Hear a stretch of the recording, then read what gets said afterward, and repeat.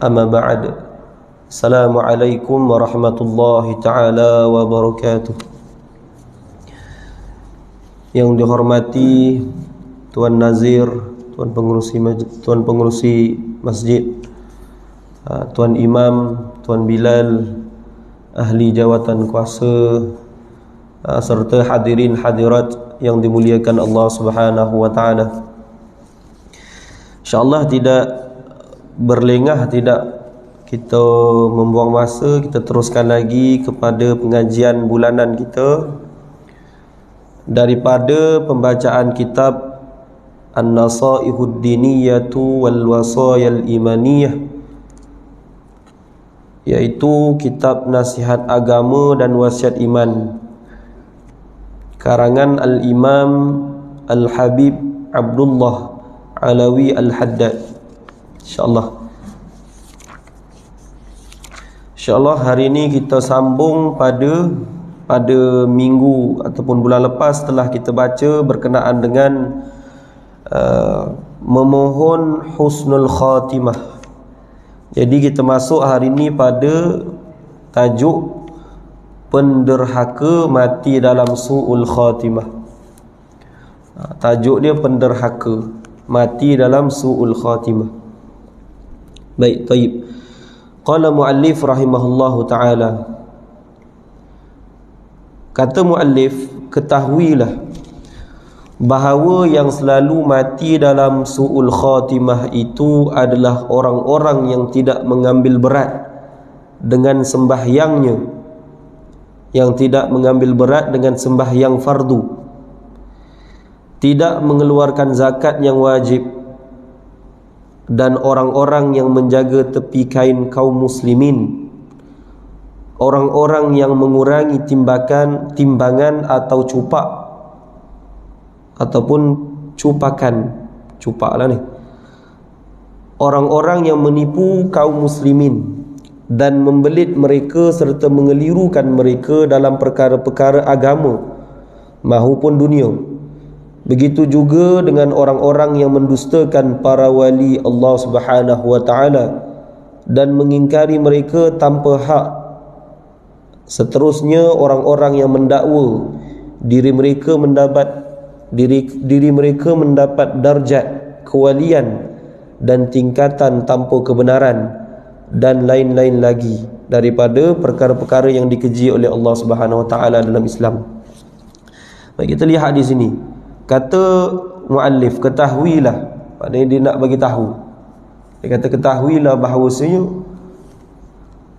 yang selalu mati dalam su'ul khatimah. Sebelum ni kita dah kata makna husnul khatimah itu adalah pengakhiran. Khatim ni maknanya pengakhiran, khatama, khatmul Quran, penutup Quran, pengakhiran yang baik. Hasan tu baiklah. Ahsan maknanya lebih baik. Kan kalau kita bagi nama orang Hasan maknanya baik. Kalau Ahsan isim tafdil, lebih baik. Jadi kalau kita sebut pula makna sebalik daripada, kita kata makna bertentangan daripada husnul khatimah, su'ul khatimah maknanya pengakhiran ataupun penamat, penutup, kan, yang tidak baik. Su' ni tidak baik. Kalau su' tidak baik, kalau su' kok maknanya pasar. Yang tertukar pula su'ul lail. Dah orang terkejut, su'ul lail mana pula? Su'ul lail, kan? Tertukar huruf, berubah makna. Jadi penutup yang tidak baik ini macam kita selalu doa, kan? Allahumma tim lana bi husnil khatimah wa la tahtim alaina bi su'il khatimah. Kita minta jauh daripada penutup yang tidak baik, yang tidak biasa orang kata mati dalam keadaan yang tidak baik ni tak dapat redha Allah, ataupun mati dalam keadaan tak selesai kehidupan dia di dunia. Itulah mati tak baik. Tapi kita tak boleh nak klasifikasikan orang tu mati baik ataupun tidak. Kalau kita lihat kepada kematian dia, tak boleh, tuan-tuan.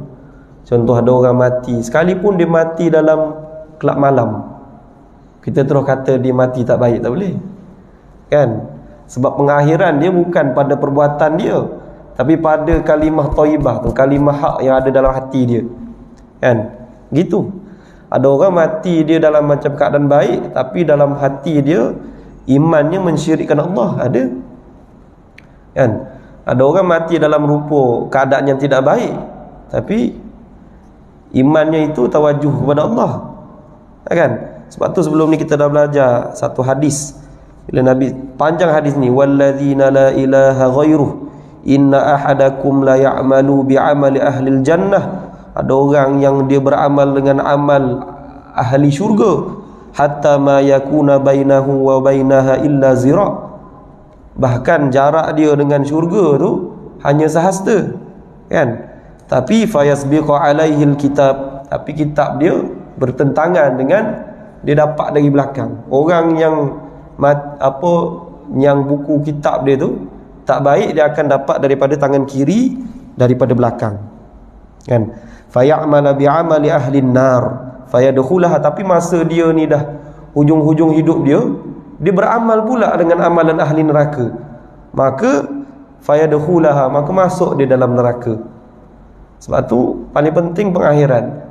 Tapi jangan kita kata oh sebabkan pengakhiran kita pun awal-awal hidup gaya hidup tak macam ahli syurga. Tak boleh. Hidup gaya ahli syurga ni dia kena pada awal. Memang begitulah tuan-tuan, kena cuba ikut-ikut cara hidup gaya orang syurga, ahli syurga. Nak ikut gaya hidup ahli syurga, ikutlah gaya hidup Rasulullah. Nak ikut gaya cara hidup Rasulullah, kena khatam Syama'il Muhammadiyah. Ada lebih kurang 400 hadis lebih. Tapi itu kita ringkas sebenarnya. Banyak lagi, ada beribu hadis tentang sifat Rasulullah. Sampai hari ni Syama'il Muhammadiyah tu dah dijadikan lagu. Kan ada satu lagu tu saya selalu dengar tu. Cukup lengkap. Nak kenal bagaimana rupa paras Nabi, sosok tubuh Nabi, kening Nabi, hidung Nabi, leher Nabi, rambut Nabi. Daripada Nabi bangun tidur sehinggalah Nabi tidur balik. Makanan kesukaan Nabi, buah apa Nabi suka, pakaian apa yang Nabi suka, semua cukup lengkap. Hanya kita sahaja yang nak belajar ataupun tidak. Kan? Kadang kalau kita janggal tengok orang ni, kenapa duk pakai lebih-lebih ni? Sebab kita yang tak belajar tentang cara Nabi. Bukan sebab kau orang tu berlebih, tapi kita yang terkurang. Kan begitu. Baik. Jadi kena mohon kepada Allah Subhanahu Wa Taala agar kita ni, agar Allah mewafatkan kita ataupun mematikan kita dalam husnul khatimah. Kan? Dan tolak kita, jangan kita dimasukkan dalam golongan orang-orang yang mati dalam su'ul khatimah. Kan? Mati, ada orang sebelum ni tahun 2000 berapa, 15-16 mati, anak-anak tahfiz mati terbakar. Kan? Mati syahid tu. Kan? Syahid selain daripada syahid medan perang lah, bukan syahid ghazwah tuan-tuan. Syahid ni syahid-syahid yang Allah Subhanahu Wa Taala sebut syahid, tapi bukanlah syahid ghazwah. Kan? Syahid mati terbakar, mati lemas. Kan? Ada baru-baru ni 10 orang dalam satu ahli keluarga mati lemas. Kan? Kita tak boleh sebut apa, tapi antara mati syahid tu adalah mati lemas. Selain syahid lain apa, syahid mati apa mazlum, diseksa pun mati syahid. Kan? Tapi saya pernah dengar lah pada guru kami Syekh Umar, dia kata orang yang mati syahid bukan syahid pada medan perang ni, bila dia mati ni tuan-tuan, dia akan duduk dalam tenggolok ke tengkorok burung, dan burung tu berterbangan di dalam syurga, dan dia dah melihat syurga. Gitu. Orang yang mati syahid. Kan? Moga-moga kita pun dapat mati syahid. Kan? Tapi kena ingat juga tuan-tuan, nak kejar syahid pun ada sebab, ada cara dia. Bukan sewenang-wenangnya kita pergi kejar syahid, kita kata kita nak pergi perang, tak boleh begitu. Kan? Menuntut ilmu pun adalah sebahagian daripada jihad. Mati dalam menuntut ilmu pun boleh dikira antara golongan yang mati syahid. Baik. Pertama, golongan-golongan yang mati dalam su'ul khatimah disebut di sini, iaitu orang yang tidak mengambil berat dengan sembahyangnya, dengan sembahyang fardu. Kedua, tidak mengeluarkan zakat. Ni sekali dalam Al-Quran Allah kata wa aqimus solata wa atuz zakah. Kan? Dirikan solat, tunaikan zakat. Kenapa Allah tak sebut puasa ke, aqimus solah, ataupun sebut perkara lain. Kenapa Allah sebut berzakat? Kemudian ada setengah ayat Allah kata warraqi'u ma'arraqi'in, dan kamu rukuklah bersama orang-orang yang sedang rukuk kepada Allah, orang-orang yang menjunjung Allah, membesarkan Allah. Pertama solat ni nak menunjukkan dia tu Islam. Solat ni rukun pertama. Kena rukun ni, kalau tak solat walaupun dia mengaku Islam, itu hanya Islam bagi lisan dia. Dia bercakap saja seperti orang Islam, tapi sebenarnya tidak Islam, tidak sempurna Islam dia. Ataupun dia tidak menunaikan hak-hak yang sepatutnya ditunaikan bagi pencipta dia, sebab dia tak solat, kan? Tapi tak bolehlah kita hukum orang yang tak solat ni masuk neraka tu, tak boleh. Sebab apa? Sebab solat ni tuan-tuan, saya nak tanya tuan-tuan, sebelum Nabi SAW hijrah Nabi ke kota Madinah, berapa tahun Nabi di Mekah? Nabi duduk di Mekah, ada setengah riwayat kata 10 ke 13 kan. Nabi hidup, dakwah Nabi 23 tahun kan. Saya ambil, tengoklah mana, tengok perjanjian Hudaibiyah atau yang mana yang paling ni. Katalah 10 tahun tuan-tuan. Maka 10 tahun semasa Nabi di Mekah tuan-tuan, ada tak pensyariatan solat? Solat bila pensyariatan dia? Bila ayat-ayat ahkam, ayat-ayat hukum ni turun? Di Madinah. Maka sebelum ke Madinah, maka Nabi berdakwah, Nabi hanya dakwah tauhid, dakwah keimanan. Berimanlah kepada Allah. Sebab tu ayat-ayat ya ayuhan nas ittaqullah. Berimanlah kamu kepada Allah, wa ayyuhallazina amanu taqullah. Kan berimanlah kamu. Nabi ajak semua umat manusia ketika itu beriman kepada Allah. Tidak lagi disyariatkan solat. Solat sampai Nabi di Madinah, Nabi hijrah ke Madinah, baru diturunkan perintah solat. Bila Nabi naik ke Sidratul Muntaha, kan, Isra Mi'raj, baru disyariatkan solat. Jadi solat ni dia jadi rukun iman, rukun Islam. Dia bukan jadi rukun iman. Tapi hari ni kalau orang tu dia tak solat, maka menunjukkan iman dia rosak. Sebab apa?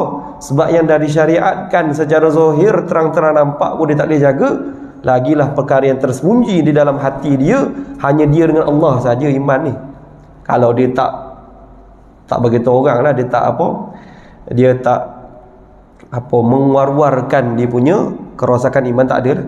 Tapi hubungan dia dengan Allah, cuma begitulah. Kalau dia sepanjang hidup dia tak solat sekalipun tuan-tuan, tapi di hujung akhir hayat hidup dia, maka dia pun beriman, datang keimanan yang betul-betul, katakan dia terima dakwah tu dengan cara yang betul, memahami keimanan yang betul, maka orang begini akan masuk syurga. Walaupun sebelum tu dia masuk neraka dulu, kan, dihisap dulu. Tapi kalau orang yang solat sepanjang hidup dia, tapi iman dia tak betul, iman dia mensyirikkan Allah, iman dia mentajsimkan Allah, iman dia mentashbihkan Allah, orang begini tuan-tuan lagi jauh jarak dia, hubungan dia dengan Allah, walaupun dia solat, kan. Tapi tak boleh lagi tinggal solat. Sebab apa? Solat ni akan membantu kita, kan. Solat ni akan meluruskan hidup kita. Sebab tu ada satu kisah tu tuan-tuan, perompak ni dia merompak satu rumah ni tuan-tuan. Dah cerita ke sebelum ni, kan. Kemudian pelik pula, orang yang dirompak tu tengok si perompak ni pergi solat, pergi puasa dia jaga, solat pun dia jaga, tapi merompak, kan. Jadi dia kata apa? Dia kata merompak ni hubungan dia dengan manusia, kerja dia, tapi hubungan dengan Allah. Solat ni bukan antara kita manusia, bukan, antara kita dengan Allah. Dia kata puasa ni antara kita dengan Allah. Jadi dia jaga. Maka sebabkan dia konsisten dalam amalan baik, itulah mengislahkan dia. Jumpa 10 tahun balik, tengok dia dah dekat tanah suci Mekah, mengerjakan haji. Sebab tu kena buat amalan ni. Hubungan kita dengan manusia kita jaga, hubungan kita dengan Allah kita jaga, sampailah walaupun kita kata ada benda yang kita culas tertinggal, contoh kita hubungan manusia tak jaga, maka sesetengah amalan ni tuan-tuan yang kita jaga secara istiqamah ni, dia akan mengislahkan kita. Begitu. Sebab tu perbuatan baik tu kena ada perbuatan baik yang konsisten. Sebagaimana kata Ibnu Athaillah Sakandari, Kan dia kata apa? Al-istiqamah khairin min alfin karamah. Satu amalan yang istiqamah itu lebih baik daripada 1000 karamah. Yang penting konsisten. Kan? Contoh kita tak tinggal solat duha. Kita apa? Minta kepada Allah. Sampai kita solat duha tu moga-moga disebabkan solat duha ni tuan-tuan, ya Allah, moga-moga aku dapat tinggalkan perkara-perkara buruk. Sebab apa? Bila kita nak buat amalan baik, niatkan dalam amalan baik itu, moga amalan baik itu membetulkan amalan yang tidak baik. Kita pun tak sedar tuan-tuan, kadang-kadang ada amalan yang kita tak baik kan. Kadang-kadang kita punya cara kita berkomunikasi itu ada orang-orang suka. Moga-moga kita ni dibetulkan setiap amalan tu disebabkan kita buat amalan baik. Sebab tu kita kena usaha atas amalan kita. Tak boleh kita rasa cukup dengan amalan. Kan Nabi kalau Nabi rasa kata boleh cukup dengan amalan, maka Nabi tak solat malam tuan-tuan. Nabi dah di dalam syurga. Para sahabat radhiyallahu anhu dah di dalam syurga pun masih lagi beramal dengan amalan yang banyak. Sebab apa? Sebab nak mengekalkan diri dalam jalan yang benar. Itu istiqamah. Tapi istiqamah ni ada peringkat tuan-tuan. Istiqamah bagi awam tu beza. Istiqamah bagi kekasih Allah, waliullah tu berbeza. Jangan kita membeza-bezakan istiqamah kita dengan orang lain. Cara istiqamah dia begitu, kita doakan yang terbaik. Cari istiqamah kita begini, kita istiqamah. Yang penting istiqamah dalam jalan kebaikan, dalam perkara-perkara kebaikan. Bertolong-tolonglah kamu dalam perkara kebaikan. Apa? Wa ta'awanu 'alal birri wat taqwa. Dalam perkara-perkara yang baik, kebaikan, 'alal birri wat taqwa, dan perkara-perkara yang meningkatkan ketakwaan kita kepada Allah. Kerjasama. Kemudian tuan-tuan, dan orang-orang yang menjaga tepi kain kaum muslimin. Jaga tepi kain apa? Mengambil tahu tentang hal-hal buruk orang lain. Kan? Ini sifat kita hari ni tuan-tuan. Ada sifat apa, orang sebelah rumah tu ada sekian-sekian, kita pun kata apa ni. Sekali pun benda tu betul, ia tetap jadi fitnah juga tuan-tuan. Kan? Sekali pun kita betul nampak dia tak pergi masjid solat, tak boleh kita kata orang tak pergi masjid ni. Sebab tu lebih baik diam daripada berkata-kata. Yang disebut lebih baik diam tu apa? Banyakkan diam tu daripada banyakkan berkata-kata. Sebab banyak kata ni banyak dosanya. Dengan maksud adalah berkata-kata benda yang buruk, tetapi berkata tentang perkara-perkara yang baik, berkata tentang perkara-perkara keimanan, ini perlu dibanyakkan. Ini silap pula kita pergi diam dari perkataan yang baik. Tengok orang buat apa salah, kita diam. Kan, tengok orang buat kejahatan, kita diam. Sebab Nabi kata jangan cakap banyak, nanti banyak dosanya. Orang banyak dosanya masuk neraka pula. Salah faham hadis Nabi. Bukanlah maksudnya itu, tapi maknanya jangan banyak berkata perkara-perkara yang lara, yang tak ada manfaat. Kan? Itu yang perlu dikurangkan. Sebaliknya berkata tentang perkara-perkara keimanan, perkara-perkara kebaikan, peringatan sesama manusia, itu adalah dituntut. Kan? Sebagaimana wal asr innal insana lafi khusr. Setiap manusia ni dia duduk dalam kerugian. Kita ni duduk dalam kerugian. Ni kata Allah, innal insana lafi khusr. Demi masa manusia itu duduk dalam kerugian. Illal ladzina amanu, kecuali orang yang beriman. Cukup ke beriman saja? Nak terkeluar daripada orang yang rugi tak cukup tuan-tuan. Illal ladzina amanu wa amilus solihat, dan dia ni melakukan amal-amal soleh. Tu syarat nak keluar daripada orang yang rugi. Innal insa, sesungguhnya dia meletakkan insan, keseluruhan manusia ni duduk dalam kerugian. Tu siapa? Allah letakkan syarat illal ladzina amanu wa amilus solihat. Kan? Orang-orang yang beramal soleh, kemudian orang amal solihat, wa tawasau bil haqq, yang berpesan-pesan ke arah kebenaran. Al-haq, kebenaran. Ada tak kita buat benda ni? Kan, ada tak kita cerita tentang kebenaran? Wa tawasau bis sabr. Kan? Dan dia ni berpesan-pesan kepada sabar, kesabaran. Ni ciri-ciri orang yang terkeluar dalam manusia yang disebut rugi. Kalau kita tak buat benda ni, rugi kita. Kan beriman cukup kau tuan-tuan, beriman saja. Kan iman kita ni pun kita tak boleh nak melihat tanzih tak iman kita ni. Suci tak iman kita ni. Nak menunjukkan iman itu baik, iman itu betul, maka dia akan lihat daripada ketakwaannya. Ketakwaan ni apa? Daripada amal perbuatannya. Itu. Bukan sahaja kita kata, kita mendakwa-dakwi, oh iman dah betul. Tidak, iman ni ada kesannya. Kesannya daripada tingkah laku kita. Orang yang beriman dengan iman yang tak betul, maka kesannya pada perbuatan dia. Sebab tu perlu banyak akan berkata-kata tentang perkara keimanan. Kemudian tuan-tuan, orang-orang yang mengurangi timbangan atau cupakan, kan, orang-orang maknanya perkara yang sepatutnya dicukupkan dikurangkan. Termasuklah dalam mengajarkan ilmu pun begitu, dalam berjual beli pun begitu, dalam berunding ataupun kita kata dalam perhubungan pun begitu. Tak bersifat dengan sifat adil, kan? Lawan kepada adil zolim, kan? Tidak meletakkan sesuatu pada tempat dia, kan? Itu maknanya tidak mencukupkan sesuatu. Dan orang-orang yang menipu kaum muslimin dan membelit mereka serta mengeliurkan mereka dalam perkara-perkara agama maupun dunia. Ni tak kisahlah siapa-siapa tuan-tuan, antara orang-orang yang akan mendapatkan su'ul khatimah apabila kerja dia tuan-tuan, dia menyulitkan orang dalam perkara-perkara, menipu orang. Tak kisahlah dalam hal dunia ke, dalam hal agama, kerja dia menipu orang.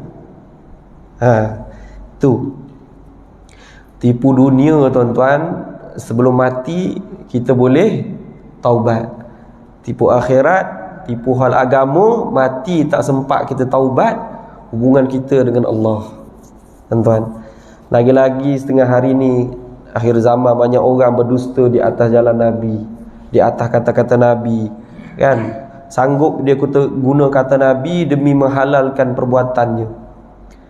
Termasuklah, tak kisahlah kalau kita nak sebut benda tu ijtihad ke, ijtihad sampai kita gunakan usul fiqh memfatwakan, oh ni hukum haram, nyokong sekian-sekian adalah wajib. Contoh tuan-tuan, nyokong sekian-sekian boleh jatuh kepada adu Allah, jadi musuh Allah. Yang main tuan-tuan kata ni, bila sebut adu Allah tu musuh Allah, tu adalah golongan kafirin, kufar. Kalau kita nak meletakkan orang yang beriman kepada adu Allah, boleh tak tuan-tuan? Bahaya ni kita meletakkan hukuman begini. Contoh tuan-tuan, saya tak kata siapa-siapa ataupun kita kata apa, kita meletakkan sebabkan dia bekerjasama dengan ahlul kufar. Yang ni mungkinlah tuan-tuan, redha fi maksiatun. Tapi kalau terang-terang dia taat, dia kata, contohlah dalam hifzuddin lah, contoh menjaga agama, dia tak jaga agama dia, jaga agama lain. Ni bolehlah kita kata adu Allah. Sebab apa? Dia sibuk jaga agama lain. Agama lain betul, agama dia tak betul. Tapi untuk mengklasifikasikan seseorang itu adu Allah dengan tidak itu bahaya. Contoh itulah mudahnya kita nak faham. Tidak saya meletakkan sama, cuma kita nak memahami begitu. Tak mudah kita untuk memfatwakan sesuatu, kan? Fatwa ni benda berat. Kalau kita tuan-tuan, negara-negara Arab, Syakir sendiri di Mesir, disebabkan fatwa habis berperang. Syria, Libya, fatwa menghalalkan darah. Jangan main, disebabkan fatwa manusia boleh berpecah belah, boleh bergaduh sebagainya. Sebab tu fatwa ni, badan fatwa ni kena jaga. Cuma negara kita ni, badan fatwa dia jakim-jakim, tapi setiap negeri ada fatwa sendiri. Ni fatwa sekian fatwa, kan? Tak kisahlah fatwa tentang hukum syarak ataupun fatwa tentang ketauhidan, fatwa juga tuan-tuan. Contoh dalam negeri kita kata apa nama Wahabi itu sesat, tak betul, kena peganglah fatwa tu. Ni kan lepas ni kita terima pula buat Wahabi ni. Contoh dah. Sebab di fatwa kan. Tapi adakah kalau kita bercanggah dengan fatwa, kita ada ijtihad, tapi kalau nak berijtihad pun kita ni tak layak tuan-tuan nak ijtihad ni. Kita taklid. Taklid ni mana ikut. Tapi dalam tauhid tak boleh ikut. Dia kena yakin. Tapi dalam memahami ilmu tauhid, dalam perincian dia mudah kita macam tu. Kita taklid begitulah dalam ni. Tapi dalam kita punya keimanan dengan Allah, yakin Allah bagaimana, itu yakin kita tu tak boleh taklid. Tapi dalam ilmu kan taklid lah. Gitu. Jangan sama juga fatwa, tak bolehlah kita fatwa menyanggahi fatwa. Fatwa kata begini, kita buat begini. Fatwa kata kita buat wirid lepas solat dan sebagainya, dituntut, kita pun bercanggah tak buat kan. Fatwa kata sekian, buat awal Muharram sambutan, kita tak buat, kita kata tu bid'ah. Nah tu contohlah, selagi benda tu tak ditegah, tak ada masalah lah tuan-tuan, boleh diamalkan. Buatlah sebanyak mana amalan baik. Sebab apa kita tak tahu banyak mana amalan buruk kita kan. Antara orang yang masuk syurga tanpa hisap adalah apabila dia ni pertama syirik Allah tak ada lah, kemudian sifat berhubungan dengan manusia dia tak ada benda yang boleh memufliskan dia. Maka orang yang amalan baik dia itu lebih baik daripada amalan buruk, orang ni akan masuk syurga tanpa hisap. Itu tuan-tuan kena faham. Bukan semua orang masuk neraka tuan-tuan. Apabila amalan baik itu lebih banyak daripada amalan buruk kan, maka dia akan masuk syurga tanpa hisap. Tapi apabila amalan buruk dia itu dengan amalan baik dia itu di mizan itu seimbang, maka berhajat dia kepada syafa'atul uzma, syafaat Nabi. Itu berat sikit pada amalan baik, masuk syurga.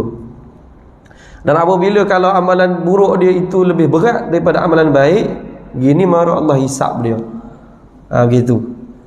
Kena ingat begitu. Sebab tu kita tak tahu banyak mana amalan buruk kita tambahlah amalan baik kita. Kan?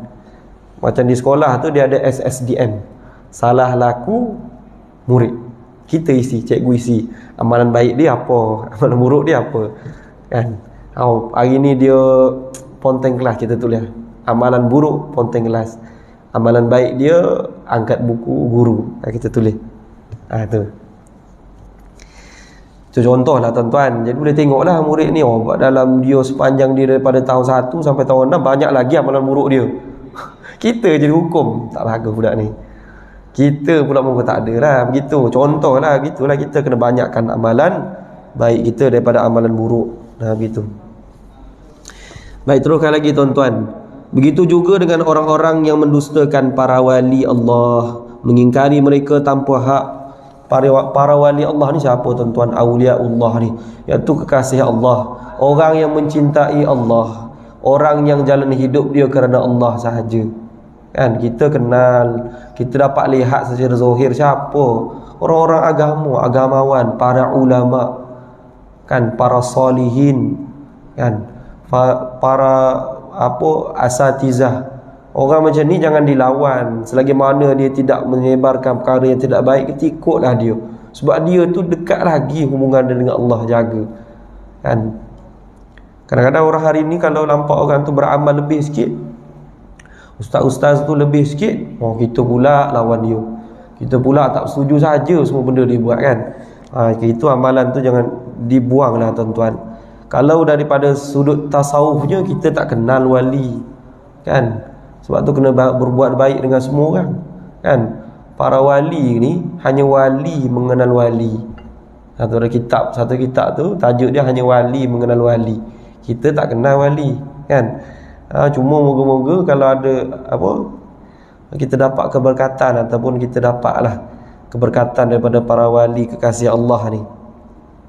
Tak boleh kita ingkar wali tuan-tuan. Wali kekasih Allah tu ada kekasih Allah, orang yang terpilih menjadi kekasih Allah, yang mencintai Allah, ada. Tak boleh kita ni. Tapi kalau kita nak ingkar, kita kata karomah para wali ni menipu, karomah ni kita boleh ingkar, tak apa. Sebab karomah ni dia ta'liq dia ataupun terikat dengan perkara yang mungkin lil wujud. Tapi bagi Allah sebut kekasih-kekasih Allah di dalam Al-Quran, itu tak boleh diingkar. Kalau kita nak kata wali apa bohong, wali jalatahai, itu kita ikut dan kita lah tuan-tuan. Tapi untuk mengingkar adanya para wali, kita kata tak boleh. Lagi hak-hak para wali kasih Allah ni. Sebab tu para ulama kata terjaminnya kita punya kehidupan dunia hari ni tuan-tuan sebab ada wali yang sentiasa berzikir kepada Allah. Kalau tak ada wali itu berzikir kepada Allah, maka Allah akan turunkan bala, turunkan bencana. Sebab tu wali ni dia ada sentiasa berzikir, hubungan dia dengan Allah tuan-tuan. Tawajuh dia tinggi lagi daripada kita. Kita ni tuan-tuan nak beza tawajuh kita tuan-tuan. Cuba beza tawajuh kita sebelum kahwin, lepas kahwin. Cukuplah beza dia. Sebelum kahwin makan apa kita tak fikir. Tak ada duit tak ada duit tak fikir. Contohlah zaman keluar 40 hari tak fikir, duit tak ada. Jumpa sini ada makan kan, zaman belajar. Tapi bila kita dah kahwin, nak melihat tawajuh tu kurang tuan-tuan. Pernah tak sekali kalau kita ni dah kahwin, kita tak fikir tentang apa kita nak makan, berapa banyak duit dalam simpanan bank kita kan, apa aset yang kita boleh kumpul. Bila kita dah terikat dengan dunia dalam hati kita, tawajuh pun dah kurang, maka rendahlah bagi martabat kita dengan Allah. Para wali ni tuan-tuan, dia punya nafsu dia, sifat amarah dia tu tak ada tuan-tuan. Dia sampai pada sifat nafsu mulhamah. Dia tak ada sifat amarah macam kita ni. Kita ni amarah. Sifat amarah ni dalam Al-Quran Allah kata sifat amarah ni sifat su. La ammaratu abus. Lupa ayat. Apa ya Ustaz? Sampai la ammaratu bisu itu lebih kurang ayatnya. Sifat amarah ni sifat terkeji. Tapi itulah kita sifat simpan dalam hati kita, sifat yang kita simpan dalam diri kita. Sepatutnya kalau kita benar-benar ngaji ilmu tasawuf, itulah sifat yang kita nak buang dalam diri kita, sifat amarah kan, sifat yang terkeji kan, sifat yang duduk dalam diri kita, yang kita sebut, kita kata nafsu. Nafsu ni tak boleh lari, tak boleh buang, tapi melainkan ditunduk kepada Allah. Disebabkan tawajuh kita kepada Allah, ditunduk kepada Allah. Gitu. Beza para wali, hati dia, nafsu dia dah tunduk kepada Allah. Barulah disebut kekasih Allah, kekasih Allah kan. Seterusnya orang-orang yang mendakwa diri mendapat darajat kewalian dan tingkatannya tanpa kebenaran. Ada orang, setengah orang dia mengaku dia kekasih Allah, dia untuk orang berilmu, dia orang alim, dia kata dia ni kekasih Allah, hubungan dia dengan Allah kan. Ada tu video viral kata sekian-sekian mendakwa-dakwi. Orang yang dakwa-dakwi sekian, dia kata dia melihat Nabi pun. Orang lihat Nabi dia tak ngaku, dia tak kata dengan orang dia lihat Nabi kan. Sebab apa? Sebab dia tahu nikmat tu bagaimana, dan dia tahu fitnahnya kalau bercerita kat orang tu bagaimana kan. Kalau dia cerita-cerita dan sebagainya, maka itu akan mendatangkan fitnah. Walaupun ada hadis Nabi warid, Nabi sebut man ra'a minkum munkarat, bukan apa, man ra'a fil manam, apa dia, siapa yang melihat aku fil manam fasayarani fil yaqaza, siapa yang melihat aku ketika tidur, ketika mimpi, maka akan melihat aku secara yaqaza. Itu ceritalah, kita kata kalau hak dia dapat dia lah kan. Setengah para ulama, dalam manaqib para ulama pun ramai yang disebut jumpa Nabi secara mimpi. Bahkan ada satu ulama ni tuan-tuan, namanya ulama ni namanya siapa? Allahumma salli alaihi wasallam. Syekh Rifai. Dia duduk di Mesir kan. Dia pernah bertemu Nabi, bahkan bersalam dengan Nabi. Itu cerita para wali lah tuan-tuan. Kita ni jauh lagi pada martabat tu kan, pada kedudukan itu. Jadi kita sekadar mendengar, tapi kita janganlah mengingkari kewalian. Bahkan jangan mengaku-ngaku diri pula wali. Wah, aku ni wali. Contohlah naik kereta, apa tiba-tiba kan, tiba-tiba Allah bantu, katakan minyak nak habis tapi boleh jalan, tinggal 1 bar boleh sampai ke Terengganu, 1 bar kan, dah sampai pada martabat kewalian. Allah bantu. Sebab martabat para wali ni, dia nak cakap apa dengan Allah pun terus Allah makbulkan kan. Contohlah, jadi orang begitu kalau dia awal-awal dah fikir begitu, ini bahayalah, nanti dia datang riak. datang riak bagi tahu dekat sekian cerita, bawa cerita, maka benda tu jadi fitnah pula kepada diri dia. Dan satu lagi tuan-tuan, pujian pun begitu bahaya bagi seseorang. Kalau kita nampak sahabat kita dengan haji kuat, bukan tak boleh puji, tapi kurangkan pujian kepada dia, kerana pujian itu akan memakan pula diri dia gitu. Di antara yang sangat ditakuti atas seseorang muslim, ditimpa pula kepada ia su'ul khatimah. Ni benda yang ditakut-takut sangat bagi para ulama, iaitu ditimpa oleh su'ul khatimah, atau pengakhiran yang buruk. Ialah membuat bid'ah dalam agama. Apa bid'ah dalam agama ni tuan-tuan? Bukan bid'ah yang kita faham yang macam puak Wahabi cakap tu tuan-tuan. Itu dia tak faham apa makna ba'du yang ditakrifkan oleh Imam Nawawi. Ba'du tu sebahagian, bukanlah makna kulli, bukan, sebahagian. Apa makna bid'ah di tuan-tuan? Iaitu demikian pula lah dengan menanam syak dan ragu dalam hati terhadap Allah, kan? Orang yang menanam ragu dan syak, keimanan dia tak kuat, tak betul, dia datang pula syak kepada Allah, datang pula ragu kepada Allah, kan? Yakin pula Allah macam makhluk. Ni syak ragu lah. Yakin kewujudan Allah, tapi rosaknya pula hakikat wujud Allah tu bagaimana dia tak faham. Tidak menunaikan hak keimanannya betul, kan? Ragu, kan? Ataupun ragu lagi teruk tuan-tuan. Contoh ada orang belajar luar negara lama, balik negara dia tak yakin pula Allah tu sekian-sekian, yakin pula Jesus tu anak Tuhan, contoh. Ada fahaman begini. Contoh tuan-tuan, ada satu fahaman di Pakistan, benar enggak, Brelwi. Dia Islam tapi cara hidup dia macam Buddha, macam India, macam Pakistan. Pergi ke ada tempat pasang macam setengah budaya India, Pakistan tu pasangkan doa. Cara hidup dia begitu. Ada qasidah, tapi qasidah dia gitu.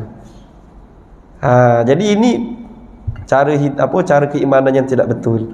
Lagi teruklah kalau orang tu ragu-ragu syak, sebab iman ni yakin. Iman yakin, tak ada yang disebut iman syak, tak ada yang disebut iman ragu waham, tak ada iman yang disebut iman yang gitu. Iman saja disebut iman adalah yakin.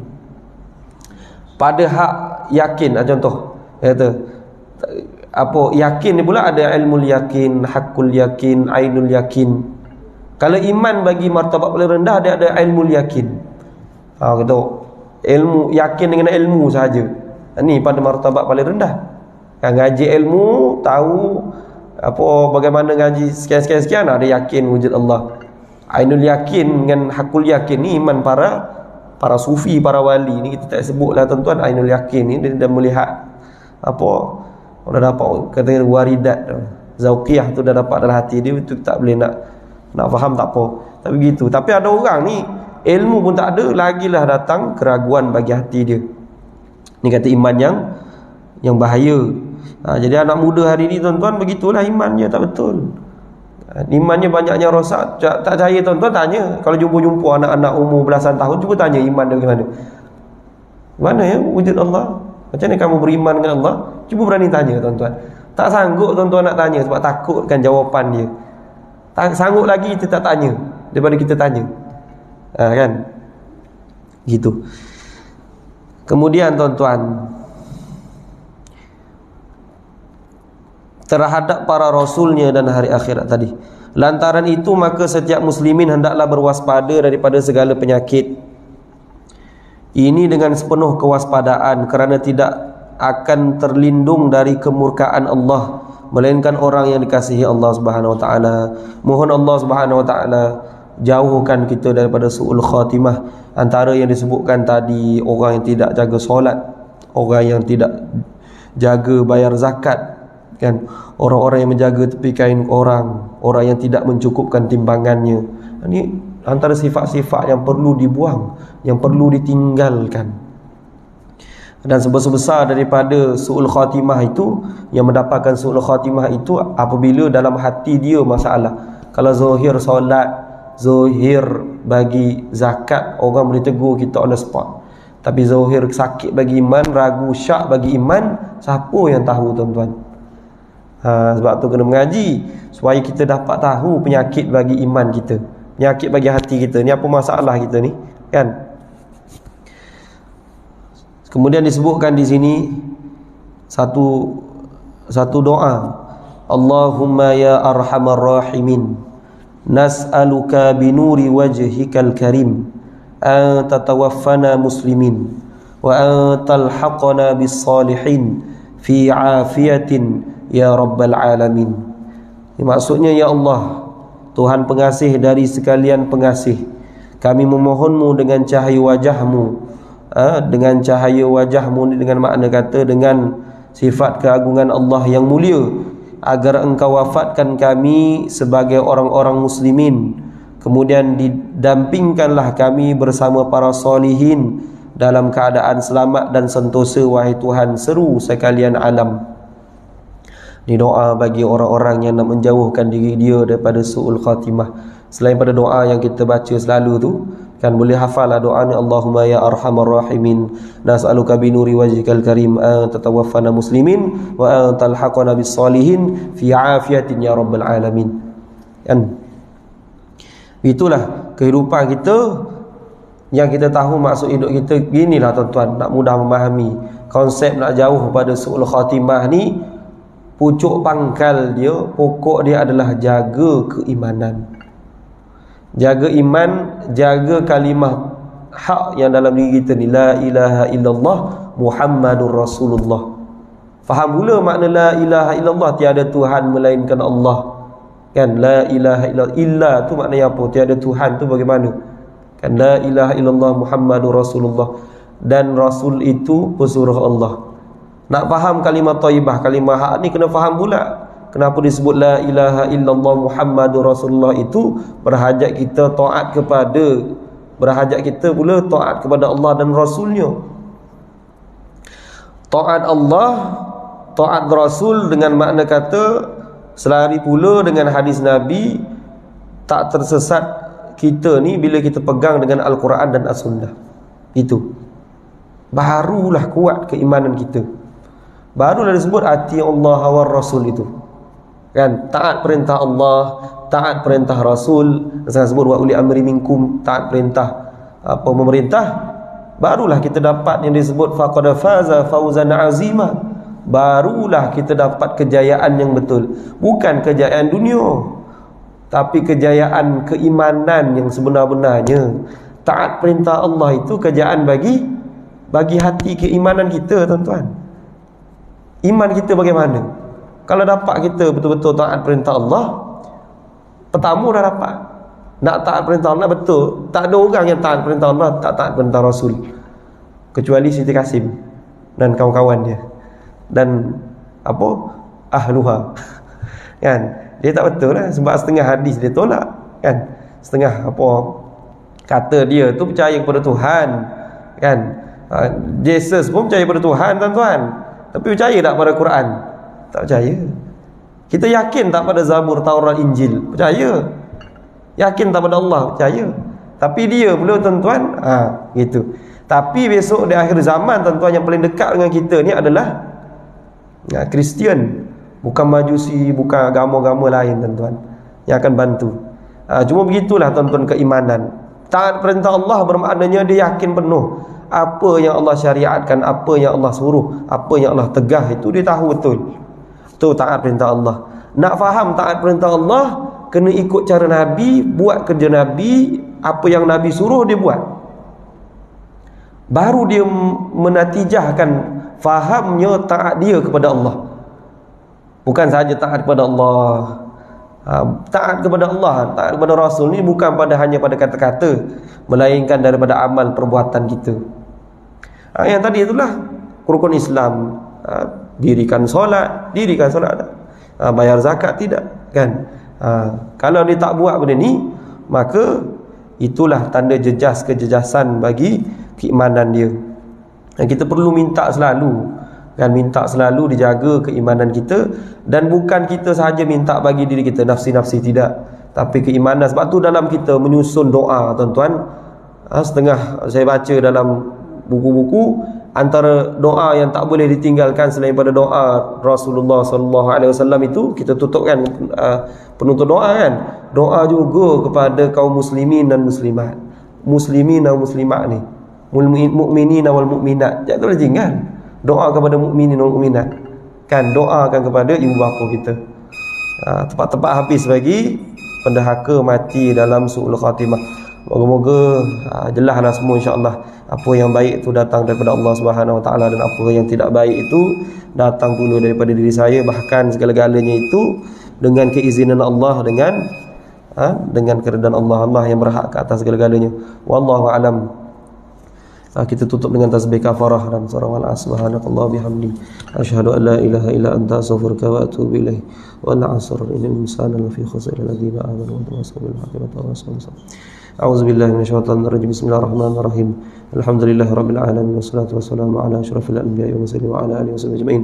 Allahumma ya mu'allima Ibrahim al-hikmata 'allimna, ya mufahhima Sulaiman fahimna, fafahamnaha Sulaiman wa kullana atayna hukman wa 'ilma, wa sakharna ma'a Daud al-jibala subhana at-tayr wa kunna fa'ilin. Ya rabb Sulaiman wa ya rabb Ibrahim wa ya rabb Musa wa Isa wa ya rabb Muhammad sallallahu alaihi wasallam, akhrijna min zulumatil jahli wan nisyan bi rahmatika ya arhamar rahimin. Alhamdulillah rabbil alamin. Amin rabbal alamin.